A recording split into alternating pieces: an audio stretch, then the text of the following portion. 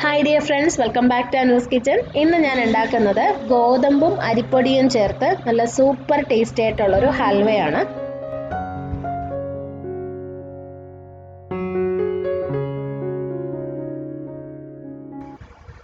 ആദ്യം നമുക്ക് വേണ്ടത് 1/2 കപ്പ് ഗോതമ്പ് പൊടിയാണ്. നമ്മൾ സാധാരണ ചപ്പാത്തി മാവിന് എടുക്കുന്ന പൊടി എടുത്താൽ മതി. ഇനി കുറച്ച് വെള്ളം ഒഴിച്ചിട്ട് നമുക്കത് കുഴച്ചെടുക്കാം. സാധാ വെള്ളമാണ് യൂസ് ചെയ്യുന്നത്, ചൂട് വെള്ളത്തിൻ്റെ ഒന്നും ആവശ്യമില്ല. കുറച്ചൊന്ന് സോഫ്റ്റ് ആയിട്ട് കുഴച്ചാൽ മതി കേട്ടോ. അതായത് നമ്മൾ ചപ്പാത്തി മാവൊക്കെ ഉണ്ടാക്കുന്ന പോലെ ആവേണ്ട ആവശ്യമില്ല, ഒന്ന് ലൂസായിട്ട് തന്നെ കുഴച്ചെടുക്കാം. അപ്പോൾ ഇതേ മാവ് ഇതുപോലെ നല്ല ലൂസായിട്ടൊന്ന് കുഴച്ച് വെച്ചിട്ടുണ്ട്. ഇനി ഇതിനകത്തോട്ട് 1 കപ്പ് വെള്ളം ഒഴിച്ചു കൊടുക്കാം. ഞാൻ ആ പൊടി അളന്നെടുത്ത ആ കപ്പിൽ തന്നെ 1 കപ്പ് വെള്ളം എടുക്കുവാണ്. നമ്മൾ ഈ കുഴച്ച് വെച്ച മാവ് വെള്ളത്തിൽ മുങ്ങിക്കിടക്കണം, ആ രീതിയിലായിരിക്കണം. ഇനി ഇതൊരു അരമണിക്കൂർ ഇങ്ങനെ ഇരിക്കട്ടെ. അത് കഴിഞ്ഞ് നമുക്കിത് പിഴിഞ്ഞ് പാലെടുക്കണം. ഇപ്പോൾ മാവ് കുഴച്ച് വെള്ളത്തിലിട്ട് വെച്ചിട്ട് ഇപ്പോൾ അരമണിക്കൂറായി. ഇത് നമുക്കിനി കൈവച്ച് തന്നെ നല്ലതായിട്ട് ഈ വെള്ളത്തിൽ മിക്സ് ചെയ്ത് പിഴിഞ്ഞ് പാലെടുക്കണം. നമ്മൾ ഗോതമ്പ് നല്ല സോഫ്റ്റ് ആയിട്ടാണല്ലോ കുഴച്ച് വെച്ചത്, അപ്പോൾ പെട്ടെന്ന് ഈസി ആയിട്ട് നമുക്കിങ്ങനെ പിഴിഞ്ഞെടുക്കാൻ പറ്റും. ഫുള്ളായിട്ട് അത് വെള്ളത്തിലങ്ങ് അലിയത്തൊന്നുമില്ല, കുറച്ച് ആ ഒരു തരികളൊക്കെ കിടക്കും, അത് കുഴപ്പമില്ല. പിന്നെ നമ്മളിത് അരിച്ചെടുക്കുന്നുണ്ട്. അപ്പോൾ പറ്റുന്നിടത്തോളം നന്നായിട്ട് ഈ വെള്ളത്തിൽ ഇതങ്ങ് മിക്സ് ചെയ്ത് എടുക്കാം.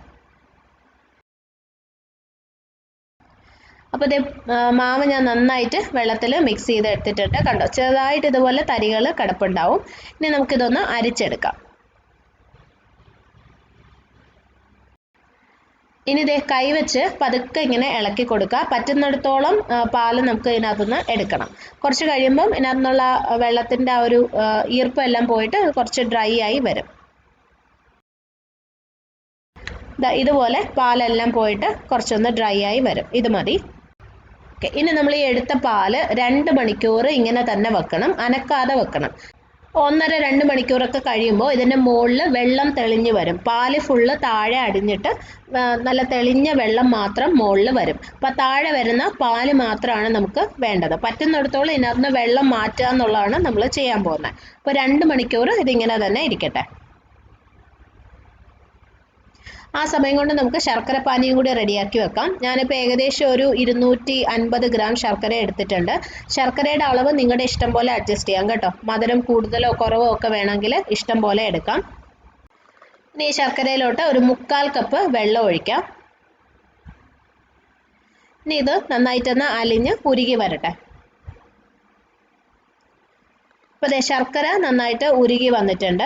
ഇനി ഇത് അരിച്ചാണ് നമ്മൾ ഹൽവയിലോട്ട് ചേർക്കുന്നത്. അപ്പോൾ കുറച്ച് സമയം ഇതൊന്ന് തണുക്കാനായിട്ട് മാറ്റി വെക്കണം.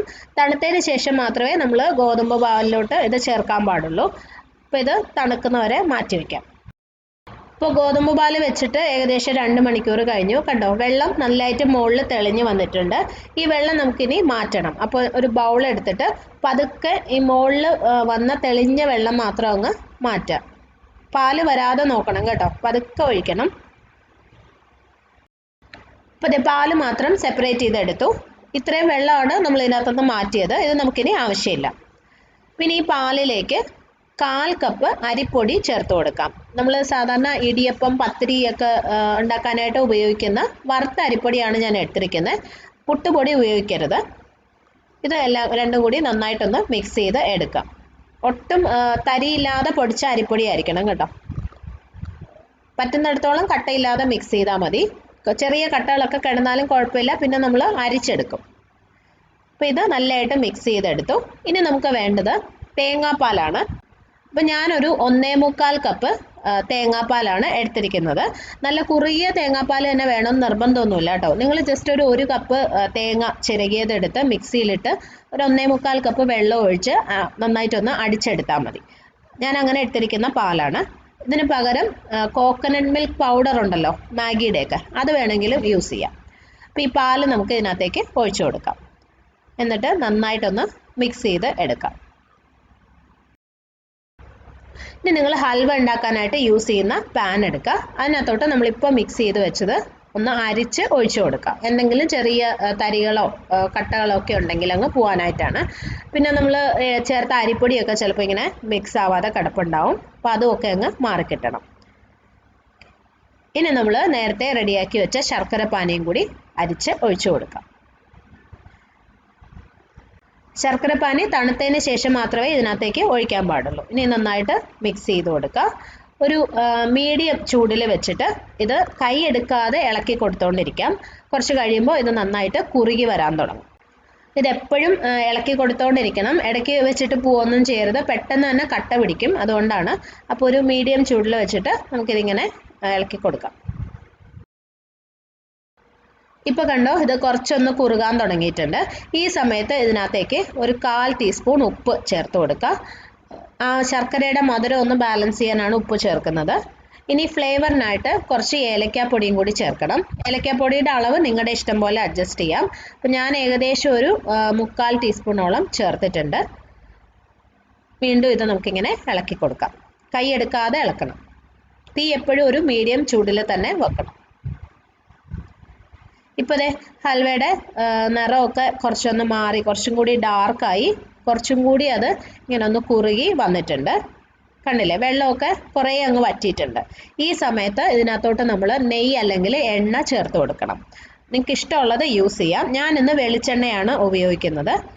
ഇപ്പോൾ ഞാൻ 1 ടേബിൾ സ്പൂൺ എണ്ണയാണ് ഇതിനകത്തേക്ക് ഒഴിച്ചത്. ഏകദേശം ഒരു 7-8 ടേബിൾ സ്പൂൺ എണ്ണ നമുക്ക് വേണ്ടി വരും. ആദ്യം 1 ടേബിൾ സ്പൂൺ എണ്ണ ഒഴിക്കുക. എന്നിട്ട് നന്നായിട്ട് മിക്സ് ചെയ്ത് അത് ആ ഹൽവയിലോട്ട് ചേർന്ന് കഴിയുമ്പോൾ പിന്നെ 1 ടേബിൾ സ്പൂൺ എണ്ണ ഒഴിക്കണം. അങ്ങനെ കുറച്ചായിട്ട് ഒഴിച്ച് വേണം നമ്മൾ ഹൽവ കിണ്ടിയെടുക്കാൻ. അപ്പോൾ വീണ്ടും ഞാൻ 1 ടേബിൾ സ്പൂൺ എണ്ണ ഇതിനകത്തേക്ക് ഒഴിക്കുവാണ്. നിങ്ങൾക്ക് കുറച്ച് എണ്ണയും കുറച്ച് നെയ്യും അങ്ങനെ വേണമെങ്കിൽ യൂസ് ചെയ്യാം കേട്ടോ. അപ്പോൾ എനിക്ക് നെയ്യുടെ ടേസ്റ്റ് അധികം ഇഷ്ടമില്ലാത്തതുകൊണ്ടാണ് ഞാൻ വെളിച്ചെണ്ണ മാത്രം ഉപയോഗിക്കുന്നത്. അപ്പോൾ ഇതുപോലെ തന്നെ നമുക്ക് കുറച്ചായിട്ട് എണ്ണ ഒഴിച്ച് ഹൽവ കിണ്ടി എടുക്കാം.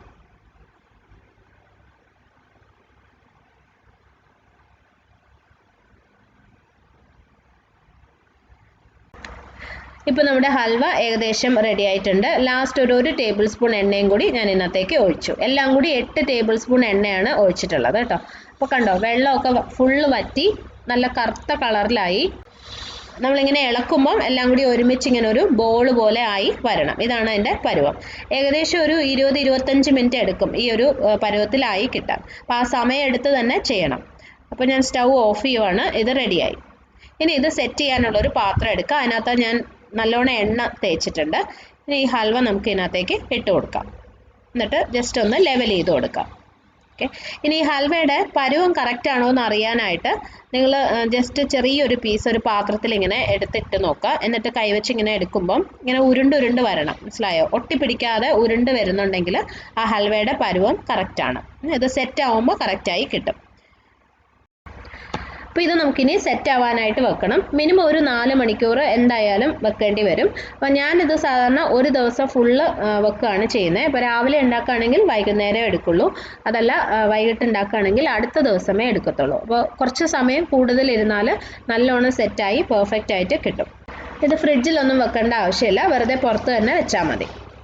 അപ്പോൾ ഇത് ഞാൻ ഇന്നലെ റെഡിയാക്കി വെച്ച ഹൽവയാണ്. കണ്ടോ, നല്ല പെർഫെക്റ്റ് ആയിട്ട് സെറ്റായി വന്നിട്ടുണ്ട്. ഇത് നമുക്കിനി വേറൊരു പാത്രത്തിലേക്ക് മാറ്റാം. ഈ ബൗളിൽ നമ്മൾ എണ്ണ തേച്ചിട്ടുള്ളതുകൊണ്ട് തന്നെ ഈസി ആയിട്ട് അതങ്ങ് ഇളകി വരും.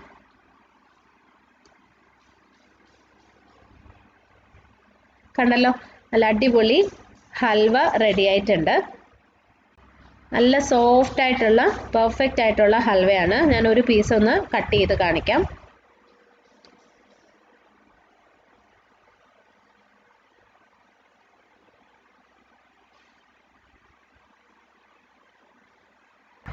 അപ്പോൾ നമുക്ക് എപ്പോഴും വീട്ടിൽ കിട്ടുന്ന സാധനങ്ങൾ വെച്ചിട്ട് ഉണ്ടാക്കാൻ പറ്റുന്ന നല്ല ടേസ്റ്റി ആയിട്ടുള്ള ഹൽവയാണ്. നിങ്ങൾ എപ്പോഴെങ്കിലും ഒന്ന് ട്രൈ ചെയ്ത് നോക്കണേ.